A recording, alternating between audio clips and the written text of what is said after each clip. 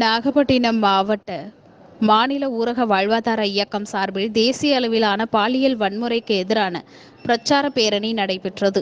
நாகப்பட்டினம் மாவட்ட ஆட்சியர் ஜானிடாம் வர்கீஸ் பேரணியை கொடியசைத்து தொடங்கி வைத்தார். நாகப்பட்டினம் அவிர்திடலில் இருந்து தொடங்கிய பேரணி நகராட்சி அலுவலகத்தில் நிறைவு பெற்றது.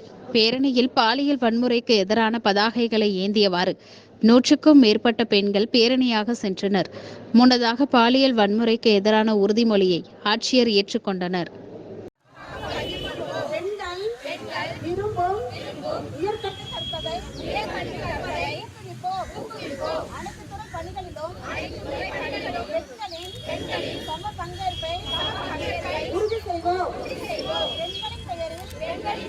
சொத்துக்களை பதிவு செய்வதை ஊக்கம் உடல் ரீதியாகவும் மன ரீதியாகவும்